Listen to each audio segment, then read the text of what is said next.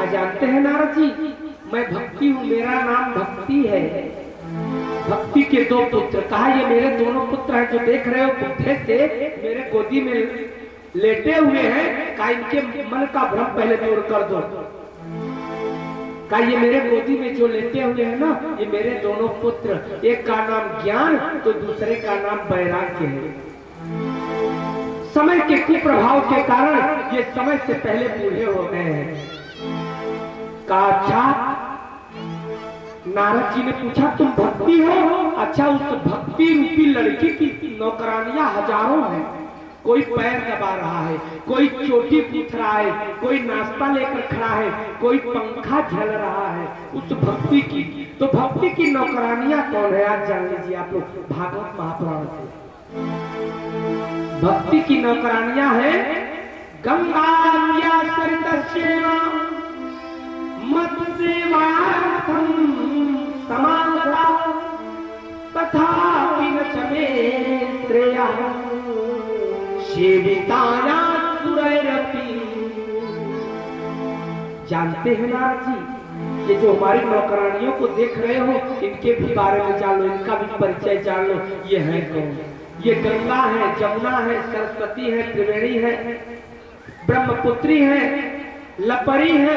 ये जो हजारों नदियां हैं यही हमारी नौकरानियां। भक्ति की नौकरानी गंगा, जमुना, सरस्वती। क्या किया? कहा जिसकी नौकरानी गंगा, जमुना, सरस्वती जैसी नदियां हो, उस लड़की को कष्ट काहे हो रही हो भैया? आप बताओ। वो भी बता रहा, मेरे दुख का कारण क्या है? भक्ति के दुख का कारण उत्पन्ना द्रविणेशा वृद्धिं कर्णाटके गता क्वचिन क्वचिन महाराष्ट्रे गुर्जरे क्षीरतांगत।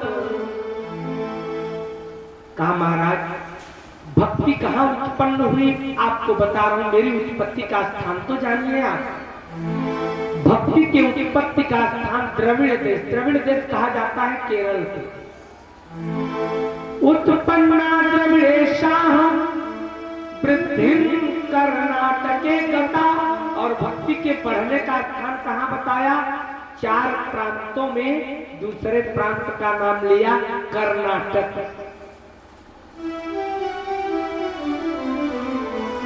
क्वचिन क्वचिन महाराष्ट्र, कुछ कुछ बूढ़ी हुई भक्ति कहाँ? महाराष्ट्र में। गुर्जरे जीर्णतां गतः, और गुजरात में बूढ़ी हो गई, जीर्ण हो गई। लेकिन सज्जनों, ये जो चारों स्थान लिखा गया है शायद आप लोग हो सकता है न समझे, लेकिन ये चारों प्रांत आपके मैं शरीर में दिखा रहा हूं। इस श्लोक का वास्तविक अर्थ क्या है? ये चारों स्थान आपके भक्ति कहाँ उत्पन्न होती है मैं बता रहा हूं। कर्नाटक प्रदेश में नहीं, द्रविड़ देश में नहीं, ये आपके ही शरीर में है। उत्पन्ना द्रविड़ेशा, द्रविड़ देश आंख है। भक्ति आंख से उत्पन्न होती है, भक्ति आंख से। वृद्धिं कर्णाटके गता, बढ़ती कहां से है भक्ति? कर्नाटक प्रदेश आपका कान है। जब आप कथा वार्ता भजन कीर्तन सुनते हो ना तो भक्ति बढ़ जाती है। भक्ति को बढ़ाने का साधन ये कान है। आंख भक्ति को उत्पन्न करता है, कान भक्ति को बढ़ाता है। और क्या? क्वचिन क्वचिन महाराष्ट्र, महाराष्ट्र प्रदेश कौन है? जहां मन है। क्या आप लोग जितनी बातें मैं बताता हूं या कोई बताता है सब कुछ रखते हो? कुछ क्वचिन क्वचिन महाराष्ट्र। मन जो है कुछ कुछ रखता है, कुछ कुछ नहीं। गुर्जरे कीर्तन, कंठ प्रदेश जो है ये गुजरात है। 4 दिखा दिया आपको आपके शरीर में। यहाँ आते आते कंठ प्रदेश में गले तक आते आते भक्ति बूढ़ी हो गई। अब क्या है? उसके बाद क्या करें? तत्र घोर पाखंडे खंडितांगरा। भक्ति ज्ञान वैराग्य को दुर्बल कैसे होते हैं? भक्ति कभी हमेशा युवती रहती है, लेकिन जितने ही लोग पाखंड कर रहे हैं, जितने ही झूठ बोल रहे हैं, उतना ही जाकर भक्ति बूढ़ी, ज्ञान और वैराग्य बूढ़े होते जा रहे हैं। कहा महाराज इस प्रकार से मैं वृंदावन पहुंची। वृंदावन कहाँ है आपके शरीर में? हृदय वृंदावन है। मध्य प्रदेश कहाँ है? ये उत्तर प्रदेश मध्य प्रदेश के ऊपर। आप लोग किसी लेखपाल के पास जाइएगा और नक्शा लीजिएगा, या भूगोल के टीचर के पास, नक्शे में हमेशा ऊपर उत्तर होता है, नीचे दक्षिण, अगल बगल पूरब और पश्चिम। ध्यान दीजिएगा। तो आपके शरीर में मध्य प्रदेश का है नाभि, मध्य प्रदेश के ऊपर उत्तर प्रदेश, माने उत्तर में मध्य प्रदेश से उत्तर उत्तर प्रदेश है। देख लीजिए आपके भारत का भौगोलिक नक्शा, और आपके शरीर में जो मैं उत्तर प्रदेश में मथुरा जनपद में वृंदावन विराजमान है, तो वृंदावन आपका हृदय हुआ। भक्ति बता रही है कि मैं भ्रमण करती हुई बूढ़ी हो गई थी, पाखंड के कारण, झूठ के कारण, असत्य के कारण, असोच के कारण, निर्दयता के कारण मैं बूढ़ी हो गई, मेरे पुत्र भी बूढ़े हो गए, और घूमते टहलते मैं मथुरा नगर में आई। मथुरा नगर में क्या हुआ? वृंदावनम पुनः प्राप्य नवीनेव स्वरूपिणी जाता युवती संगं प्रेष्ठ रूपात् सांप्रतम्। काहे देवर्षि नारद, जिस समय मैं मथुरा में बूढ़ी रूप में आई थी, बुढ़िया बनकर, भक्ति भी बुढ़िया थी, मेरे पुत्र भी बूढ़े थे, हमारे दोनों पुत्र और मैं, तीनों लोग एक साथ मथुरा में वृंदावन घाट पर जमुना के जल में डुबकी लगाई। और जब डुबकी लगाई तो मैं तो 18 वर्ष की हो गई, लेकिन हमारे लड़के बूढ़े के बूढ़े थे। नारद जी जिस समय वृंदावन में पहुंची, वहां पर पक्षी कलरव कर रहे थे, कदम के वृक्ष पर मानो आज भी कन्हैया बैठकर तुलसी वादन कर रहा हो। निधि वन में गया तो निधि वन में मानो गोपिकाओं के साथ कन्हैया रास कर रहा है। धन्य हो, भक्ति कर रही है कि प्रभु जिस समय वृंदावन में मैं पहुंची, वृंदावन की स्थिति कैसी है? वृंदावन, आइए इस पंडाल को, आज दोहनिया के इस पंडाल को हम वृंदावन बना दें, क्योंकि भक्ति वृंदावन में पहुंच चुकी है। और वृंदावन में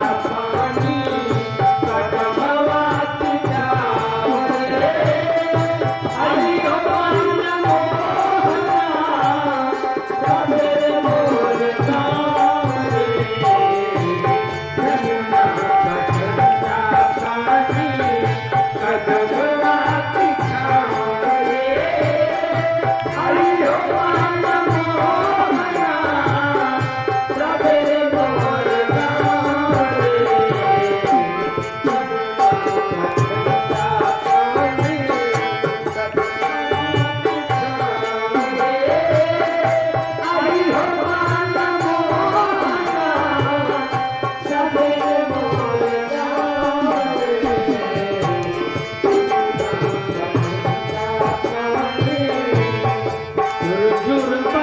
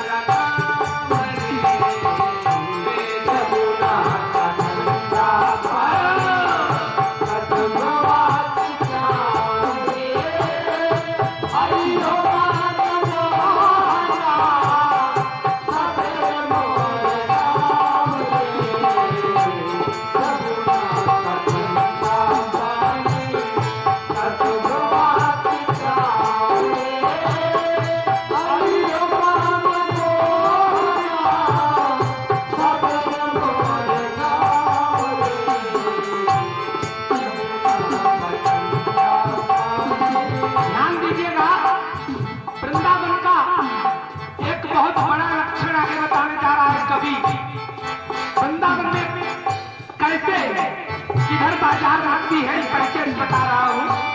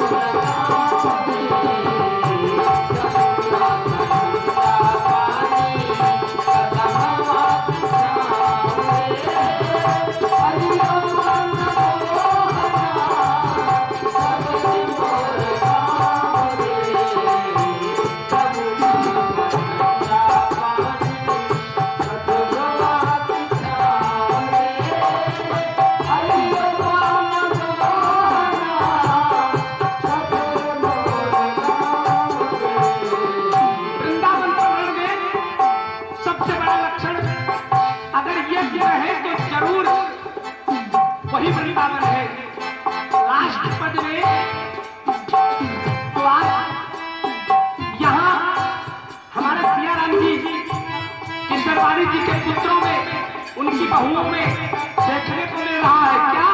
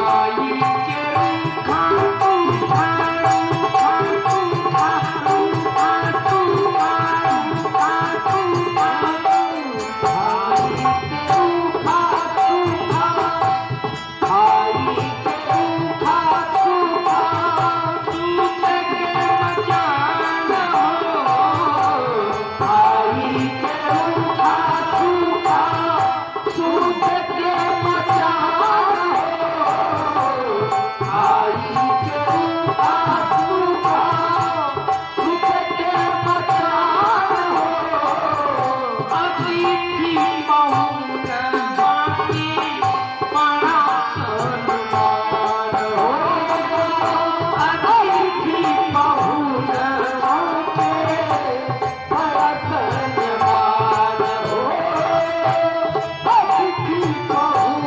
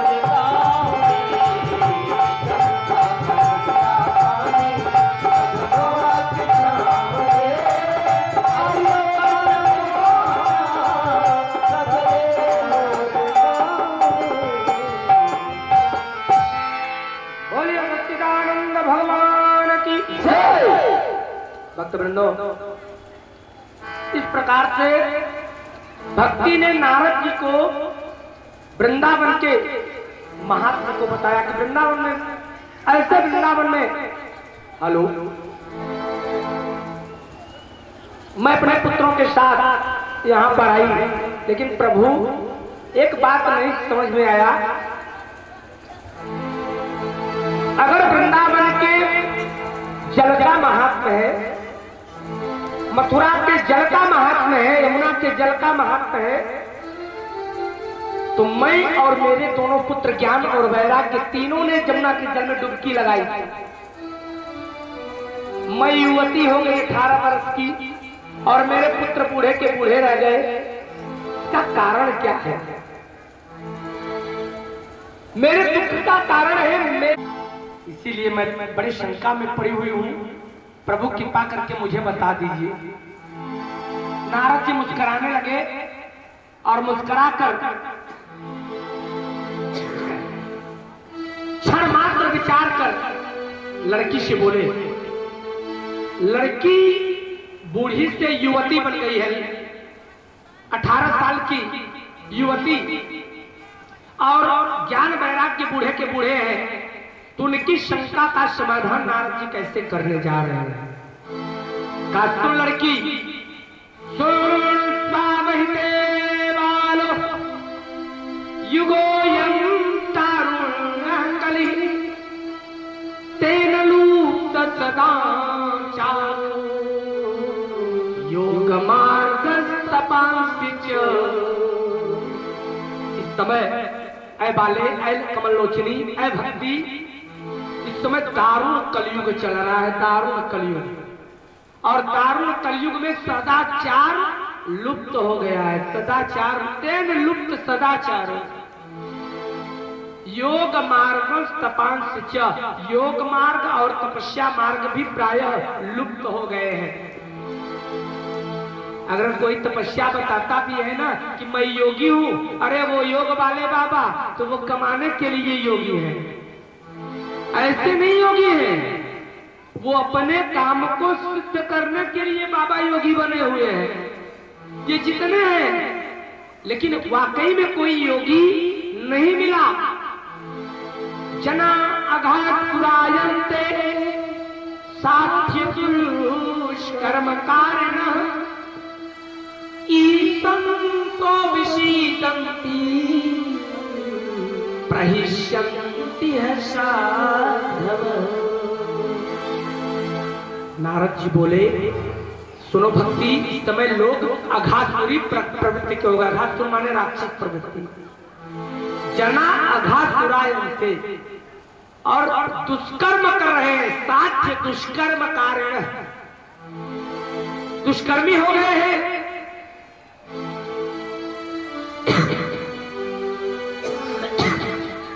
साध्य दुष्कर्म कार्य यहां और क्या बोले कर रहे हैं? साध्य दुष्कर्म कारण, दुष्कर्मी हो गए हैं। संतों को दुख मिल रहा है और जो दुष्ट लोग हैं वही आनंद कर रहे हैं। ई संतो विशीदन्ति प्रहिष्यन्ति साधवः। इतना ही नहीं, धत्ते धैर्यं यो धीमान् सधीरः पंडितोऽथवा। पंडित कौन है? आज के युग में विद्वान पंडित कौन है? जो धीर, जो धैर्य को धारण करे वही पंडित है। कहा सुनो, अस्पृश्यावलोक्योऽयं शेषभार करी धारा। भगवान शेष के लिए यह पृथ्वी भार स्वरूप हो गई है। शेष भार करी धरा, वर्षे वर्षे क्रमात् जाता मंगलम नापि दृश्यते। जानते हैं, हर वर्ष यह पृथ्वी तिल का 1000वां भाग, जितना बड़ा तिल होता है उसका 1000वां भाग समुद्र में समाई जा रही है। वर्षे वर्षे क्रमात् जाता मंगलम नापि न दृश्यते। देख लीजिए, कभी अब इधर उधर को इंडोनेशिया वगैरह में अभी अमेरिका में भयंकर तूफान आया हुआ था, न जाने कितने बेघर बढ़ गए सब। इंडोनेशिया में, जापान में समय समय पर तमाम ये मात्र पृथ्वी का डिसबैलेंस होना वही कारण है। तो वही कर रहे हैं कि वर्षे वर्षे क्रमात् जाता मंगलम नापि दृश्यते। इस पृथ्वी का हर वर्ष मंगल दिखाई नहीं दे रहा है, हर वर्ष कुछ न कुछ अमंगल ही हो रहा है। वृंदावनस्य संयोगा पुनस्त्वं तरुणी नमः धन्यं वृंदावनं तेन भक्ति नृत्यति यत्र च। काय भक्ति, तू आज अपने पुत्रों के साथ वृंदावन में आकर तू युवती बन गई। कहा महाराज मेरे पुत्र भी तो आए, ज्ञान और वैराग्य भी मेरे साथ यमुना के नदी में डुबकी लगाए थे मेरे साथ, तो उनको भी युवक हो जाना चाहिए। ये वृंदावन के जल में केवल मेरे लिए ऐसा क्यों हुआ, मेरे दुख का कारण आप बताइए। नारद जी ने कहा सुनो मैं बता रहा हूं। क्या बात उस समय की है जिस समय कन्हैया द्वापर युग में आप लोगों को ले चल रहा हूं। नारद जी भक्ति के मन की शंका दूर करने जा रहे हैं। जिस समय कन्हैया कंस के भेजे हुए सारे दूतों को, अनुचरों को मार रहा था, कभी बकासुर को, कभी धेनुकासुर को, कभी पूतना को, कभी सक्तासुर को, उसी समय कंस ने अक्रूर जी को भेजा कन्हैया को लाने के लिए। अक्रूर जी कंस का भेजा हुआ निमंत्रण पत्र लेकर कन्हैया के पास सायंकालीन बेला में पहुंचे। सुन रही हो भक्ति? कहां प्रभु सुन रही हूं स्वामी जी। देवर्षि नारद का सायंकालीन बेला में कन्हैया के पास अक्रूर जी पहुंचते हैं। अक्रूर जी को देखते ही कन्हैया सारे वृत्तांत को जान लिया, क्योंकि वो तीनों कालों का ज्ञाता है। परमानंद कृष्णचंद्र, उससे कुछ भी छुपा नहीं हुआ है। अक्रूर जी ने प्रस्ताव रखा कि प्रभु आपके मामा ने रंग महल में मल्ल युद्ध का आयोजन किया हुआ है और उस मल्ल युद्ध में अपने दोनों भांजे बलराम और कृष्ण को के बल और पौरुष को देखना चाहते हैं। कन्हैया ने कहा मैं चलूंगा, चिंता मत करो। कन्हैया ने स्वीकार कर लिया। पता नहीं कहां से ये बात गोपिकाओं को पता चल गया कि कन्हैया हम लोगों को छोड़कर सदा के लिए ब्रज को छोड़कर मामा के यहाँ मथुरा जा रहा है। गोपिकाओं से नहीं रहा गया, क्योंकि गोपिकाएं बगैर कन्हैया के पल भी नहीं रह सकती थी। घबराहट के मारे वो राधा जी के पास जाती है। राधा जी से बोली क्यों रे राधा बता, तुझसे कन्हैया तो सबसे ज्यादा प्रेम करता है ना, इसलिए तुमको तो बताया होगा कि हमारा कन्हैया मामा के यहाँ मथुरा कितने दिनों के लिए जा रहा है। राधा जी आश्चर्य में पड़ गई। क्या गोपिकाओं क्या कर रही हो? हमारा कान्हा हमें छोड़कर जाने वाला है क्या? कहा काहे झूठ बोल रही हो राधा, तुमको मालूम नहीं है? क्योंकि कन्हैया तुमसे कोई भी बात छुपाता नहीं, तुमसे जरूर बताया होगा। बता दो हम लोगों को, हम बहुत परेशान हैं। रात्रि का 12 बज रहा था, अंधेरी रात्रि। राधा रोने लगी, राधा की आंखों से आंसू गिरने लगा। गोपिकाएं बोली क्यों राधा, तुमको भी नहीं मालूम कि हमारा कान्हा जा रहा है? कहा नहीं मालूम। कहा तो सुन ले, कल प्रातः कालीन बेला में अक्रूर जी रथ पर बैठाकर बलराम और कृष्ण दोनों को मथुरा लेकर जा रहे हैं। राधा बोली हम लोग कन्हैया को जाने नहीं देंगे। अगर इसको जाना ही था तो इसने प्रेम क्यों किया? इसका पहले हम लोगों को उत्तर देगा और उसके बाद जाएगा। भक्तों, राधा रानी कुछ देर विचार करने के बाद गोपिकाओं से कहती है गोपिकाओं, अगर तुम लोग हमारा साथ दो ना तो हम कन्हैया को नहीं जाने देंगे। का बताओ राधा, हम तुम्हारे साथ खड़े हैं, क्या करना है? कहा और कुछ नहीं करना है, कल जब सवेरा होगा प्रातःकालीन बेला में सूर्योदय होने के पहले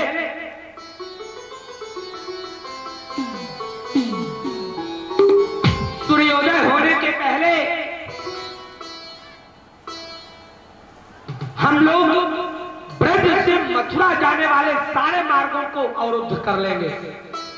सारे मार्गों पर 10-10, 20-20, 25-25 गोपिकाएं खड़ी हो जाएं। मुख्य मार्ग पर मैं स्वयं 25-30 गोपिकाओं के साथ रहूंगी। सारी रात्रि जागरण किया, कन्हैया को रोकने के लिए जाने नहीं दूंगी। आखिरकार सवेरा हो गया।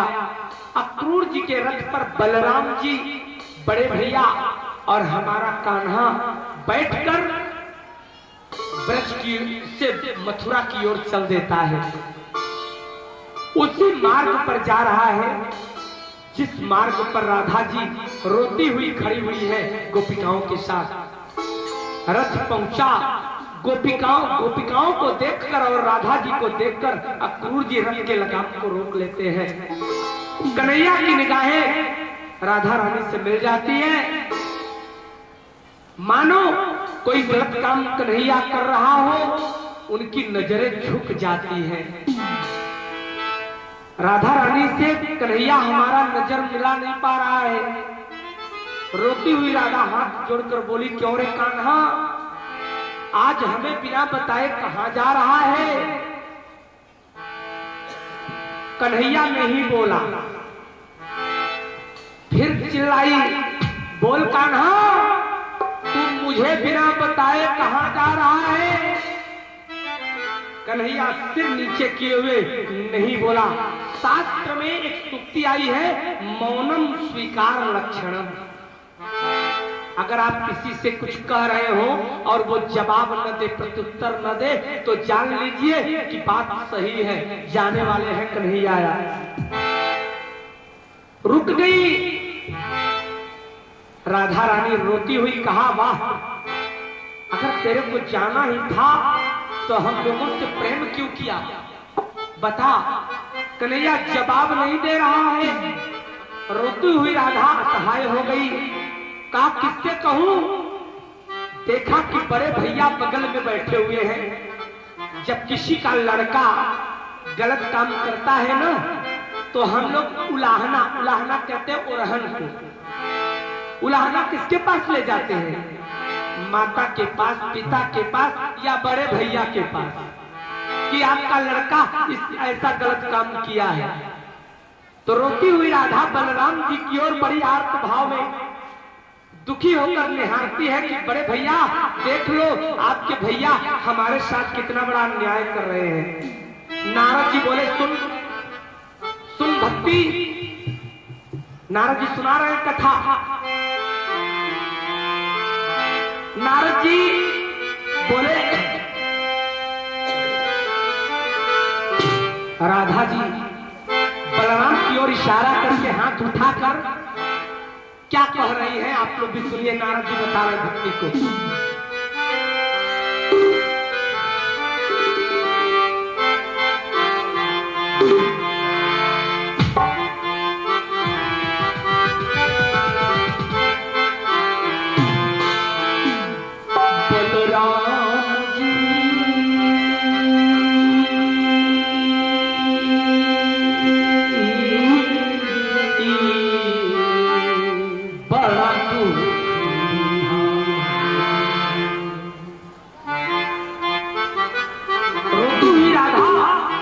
क्या करे?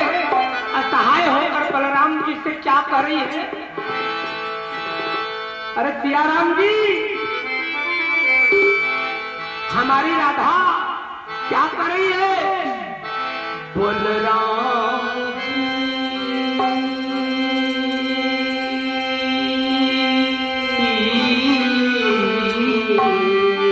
बड़ा दुख तेरे कन्हैया ने बड़ा दुख, तेरे कन्हैया ने बड़ा दुख दिया।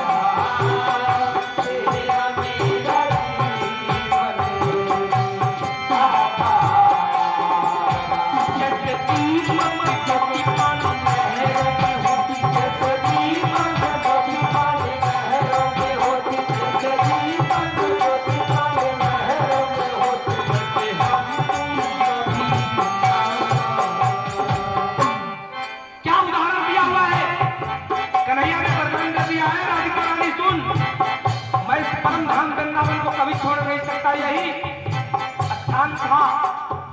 दीपक से कोई ज्योति को अलग कर सकता है? नहीं। पानी से लहर को आप लोग अलग कर सकते हो? पानी से लहर होता है तरंग।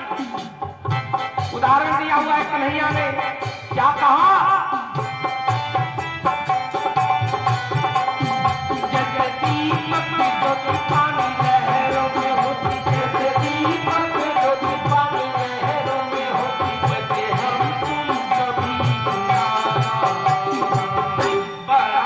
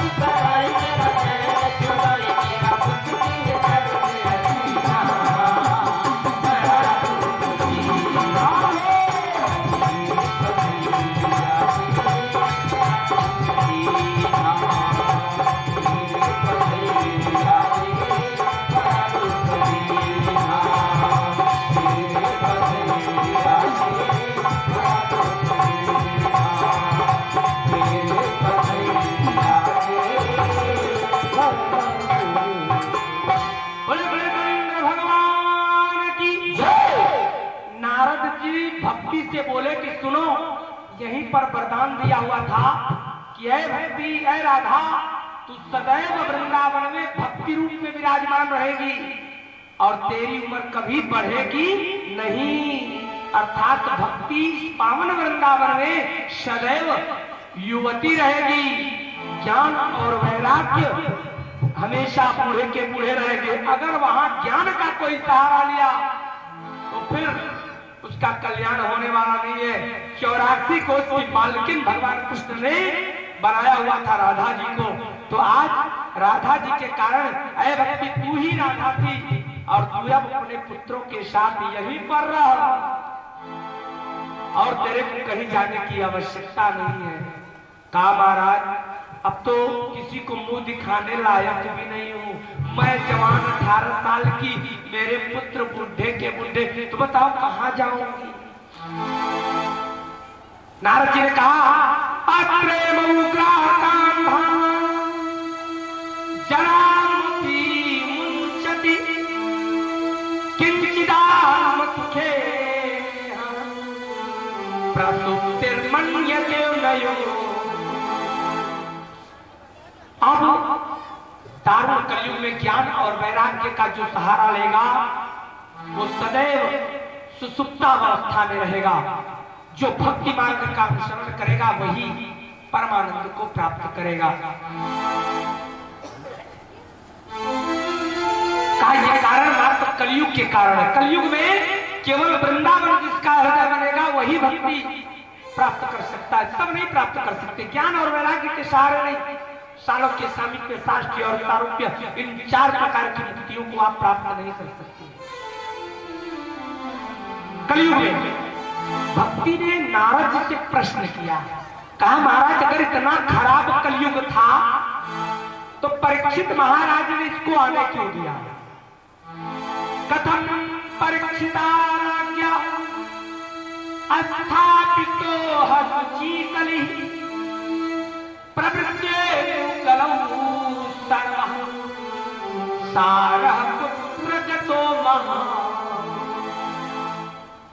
अगर इस कलयुग में इतना बड़ा गड़बड़ी सन था, केवल वृंदावन में भक्ति युवती रहेगी, बाकी जगह बूढ़ी हो जाएगी, तो कलयुग को रहने क्यों दिया भैया? अरे त्रेता युग में रामेश्वरम धाम में भी भक्ति युवती थी, हर तीर्थों में भक्ति युवती मानी गई है, लेकिन कलयुग में नहीं। कलयुग में केवल वृंदावन में भक्ति युवती बनी। तो कहा महाराज इस कलयुग को महाराज परीक्षित ने आने क्यों दिया? हमें इस कथा को भी सुनना है, सुना दीजिए। कहा बात कुछ समय की है। एक दिन महाराज परीक्षित शिकार खेलने के लिए गए हुए थे। यदि पृष्ठ प्रेमतः श्रवणं कुरु सर्वमाख्यामि ते भद्र कश्मलं ते गमिष्यति।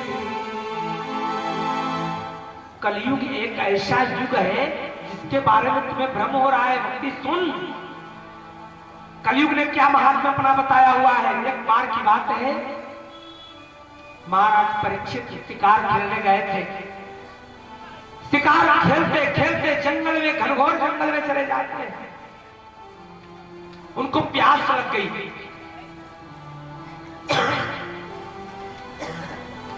पानी की खोज में श्रृंगी ऋषि के आश्रम में महाराज परीक्षित पहुंचते हैं।